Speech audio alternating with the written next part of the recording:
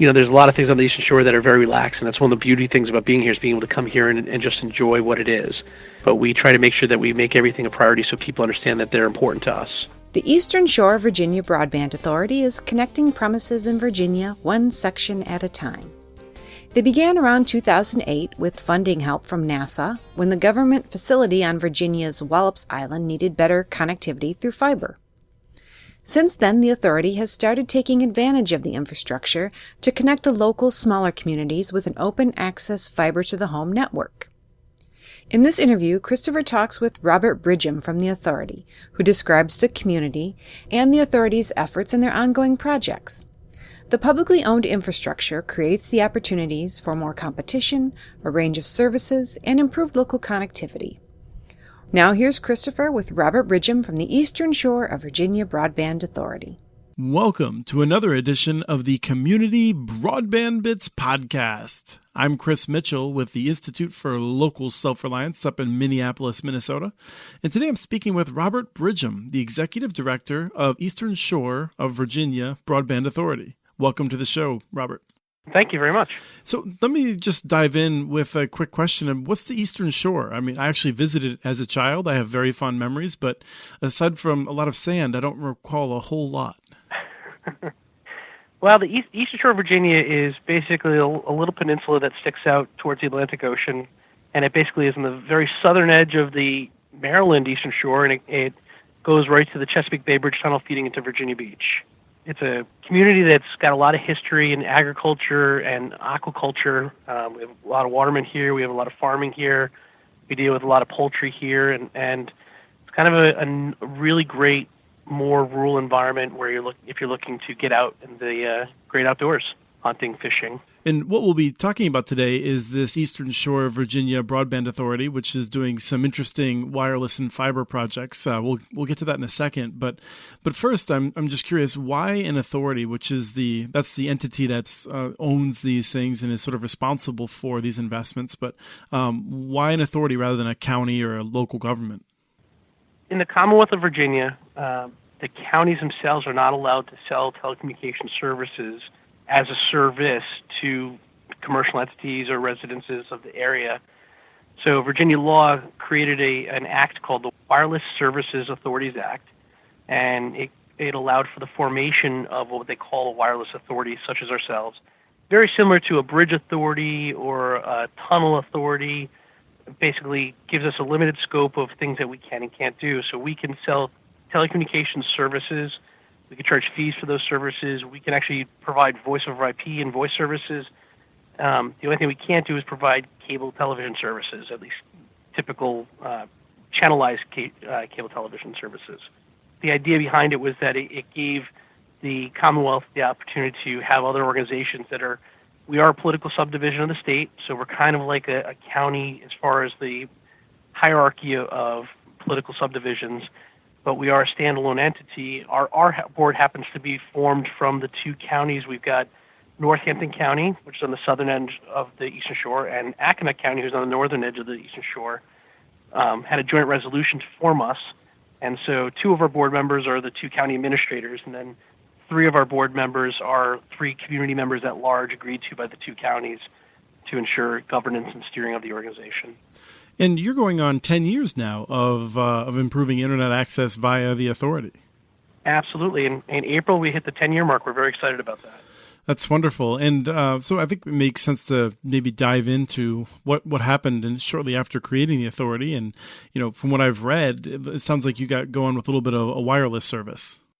Well, we didn't actually do any wireless. So the name is somewhat misleading. It is called the Wireless Services Authorities Act, but it doesn't necessarily imply any particular that you necessarily do or don't have to do wireless. So the ESVBA, as we like to call ourselves because it's a lot shorter than Eastern Shore Virginia Broadband Authority, got together and worked with the local communities. We were given some additional money from the very beginning from the two counties. There was some money that was provided by NASA because we've got some federal organizations such as NASA that's within the territory, and additional funding sources to build an initial fiber optic backbone that basically went from the northern edge of the Eastern Shore near Pocomoke, Maryland, across the Chesapeake Bay Bridge Tunnel, which is about a 23-mile or 22-mile bridge into Virginia Beach. And that was the original core of it, was to connect NASA into Virginia Beach to give NASA alternative connectivity and better connectivity. So the second reason is that the Broadband Authority, when we created our original business plan, was, in addition to the NASA piece, was also to be able to create a infrastructure on the Eastern Shore that had previously not existed. The only provider that was here on the shore as a ubiquitous coverage of the shore was Verizon as a local phone company, or an ILEC. And they have some DSL service in some parts of the shore, but it's, as traditional with a lot of DSL deployments, the copper is what's important, and there's a lot of bad copper on the shore, and so far the phone company hasn't really been interested in upgrading or maintaining the copper plant. So the people of the shore have continued to suffer, and there's quite a few places where there was absolutely zero coverage. So when we built out the backbone, we also had agreed that we would also start to connect businesses, commercial entities, government organizations, hospitals, and healthcare environments, as well as other internet providers and telecommunications providers, to basically be the underlying trunking or piping, if you would, between all these different organizations on the shore, so they had more reliable connectivity, higher bandwidths available, and hopefully driving the costs down over time. And we've accomplished all of that. The last thing that was sort of on our list of original things we wanted to do was we wanted to make sure that everybody on the Eastern Shore had broadband coverage to their house. Our original plans were to work with different internet service providers and basically facilitate their ability to reach the end users, and us, again, becoming the trunk or the piping between them and their end users, or tower sites so they can reach them in the wireless cases. About a year and a half ago, our board, under quite a few pieces of feedback from the local leaders in the community, the residents of the people of the Eastern Shore, has been constantly pressured and said, hey, why can't you just do it directly to the end user? You've got cable up and down roads. You've got cables, right by my house. I can throw a tennis ball and hit your cable. Why can't I use it?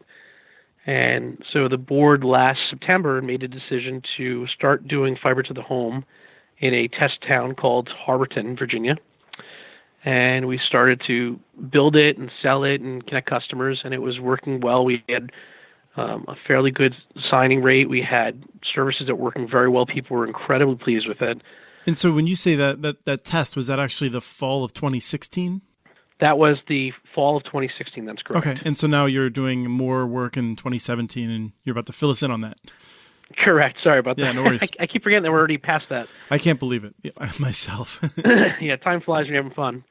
So in the spring of 2017, the board approved opening up 2 additional areas for fiber to the home and starting to deploy additional areas. And then in the fall, early winter this year, or at the end of 2017, I apologize, the board had agreed to basically open up areas of the Eastern Shore in an organized fashion, in an ordered list, as the staff can handle it, to enable fiber to the home to everywhere where we have cable currently. So we have cable on about approximately 300 miles of roads on the Eastern Shore.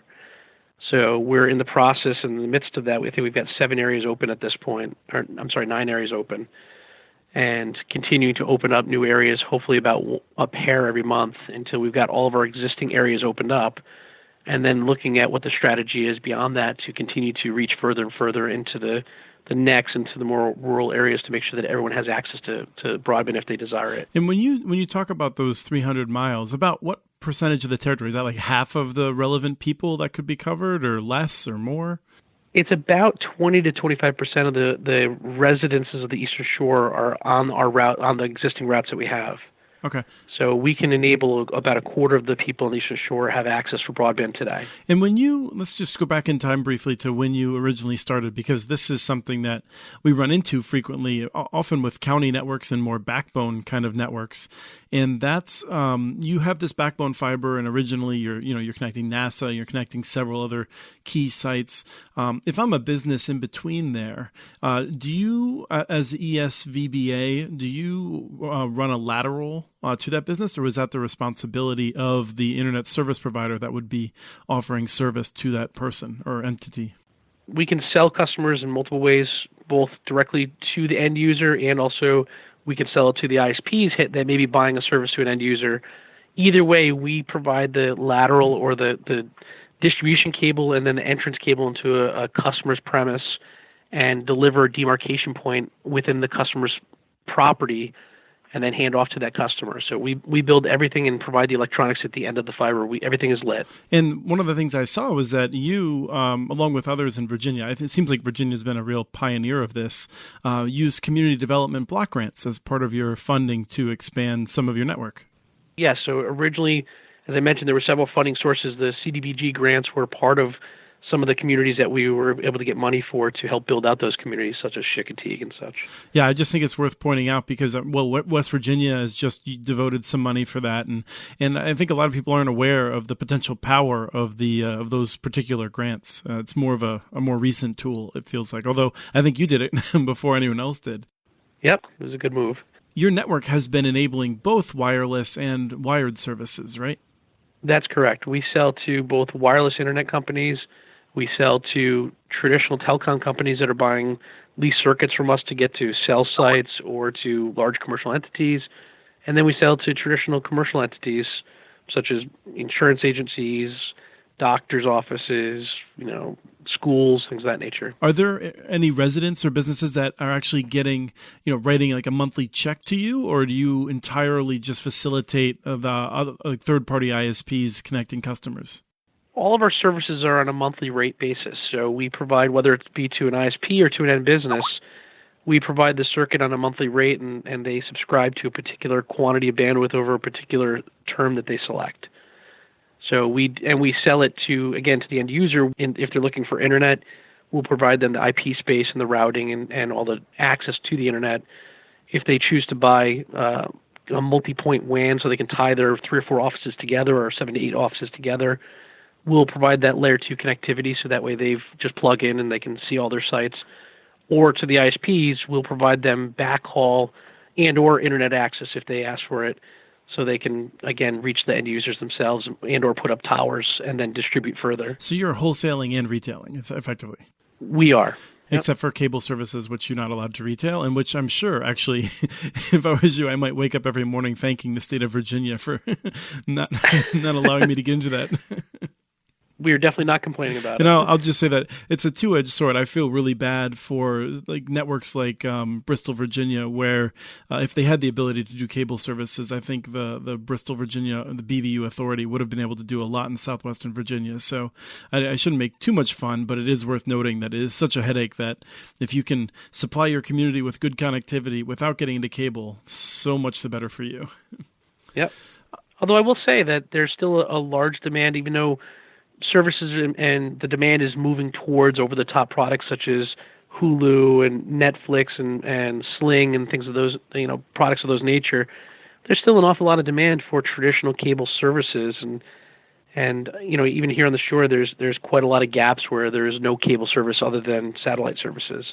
And I think there's a lot of rural Virginia that has those types of conditions and environments where if somebody wanted to start offering a cable service, although I don't know if I'd necessarily go into that business at this day and age, there's still certainly a lot of captive audience that'd be very interested in it. Right, we certainly hear that, and it very much depends on the demographics, too. I think a number of people that are less savvy technologically really prefer to be able to, get the Nationals games, if that's what they follow, or Baltimore on over their TV rather than having to fiddle with some third-party devices.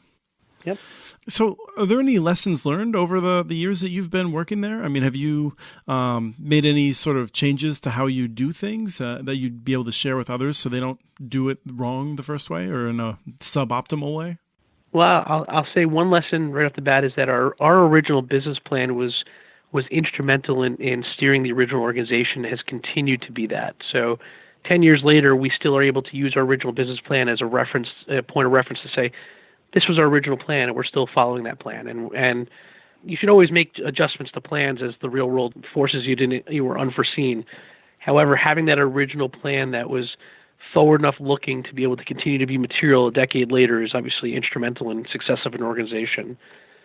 The other thing that we found that was important to us was we ran this organization very similar to a private industry. So we kept the organization very lean. We continued to only hire on an as-needed basis.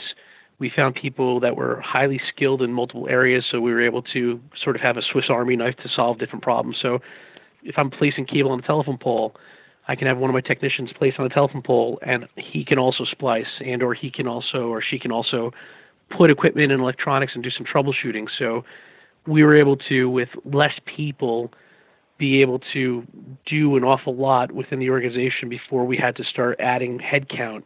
And I think that continued to greatly aid in our success, because as a small organization, we don't have a lot of business. So it's not like I have, enough jobs to keep 5 guys doing construction and 5 gals doing, underground, and 5 guys doing this. And most small organizations, you don't have that demand. So hiring people with multiple skill sets at a reasonable rate is a much more successful way of running a smaller organization, and we try to keep it lean and small. Right, and it's a common problem, I think, among those who hire too many people early on, figuring that future sales will justify that, because you can really harm your business by having too many people floating around before you can pay all their salaries. Absolutely. One of the things that I'm curious about is, as you're expanding the network now, are there new sources of funding? I mean, are you getting contributions from the county? Are you entirely self-sustaining, or are there new grants coming in? How does that all work? So currently, and for well over half a decade, the ESPBA has been self-sustaining. So we're cash flow positive. We're running in the black, although we're a non-taxable, obviously, government entity. But we have operated basically out of the existing revenue streams that we've established. And that was something else that probably is a good lesson learned too, is a lot of municipal broadband organizations that are out there, and I'm familiar with quite a few of them up in the Northeast especially, said, well, we'll build this, and we've got a lot of grant money, and we'll make this very, very cheap. And they literally made the prices to the point where they didn't think about the day after.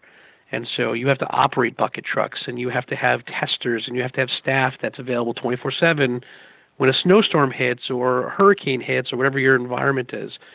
We had a lot of feedback that our prices were not where people wanted it to be, but there's a reason that our organization continues to operate in a very strong position and is able to continue to expand without having to ask for additional money. And that to us is critical, is that we were able to repay, for example, the counties their original grant, and they gave us a grant and we paid it back anyways.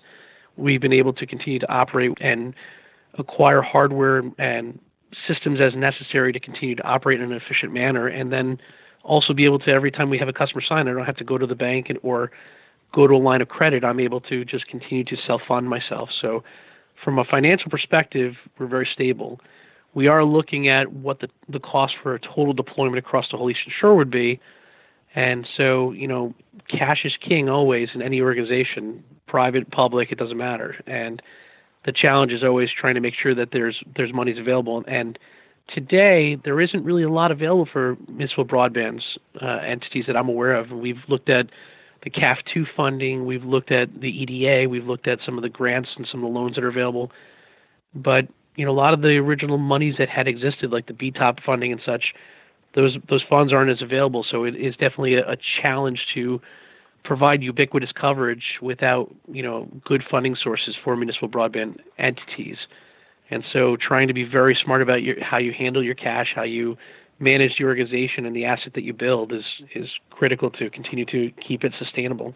Now, when we started, one of the things you mentioned was connecting the NASA facility, and clearly, being able to ensure that really high prestige jobs like that stay in the community is important.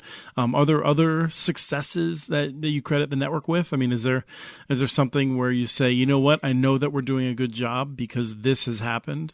There's quite a few organizations in any community that need to have mission-critical services. Hospitals, for example, even 911 folks. We do provide the Eastern Shore 911, a lot of their backhauls to different radio sites to be able to speak to the emergency services folks. So we have the simplest of services, a laundromat that has 1 meg of internet service, all the way up to folks that are doing mission-critical things such as rocket launches and everything in between.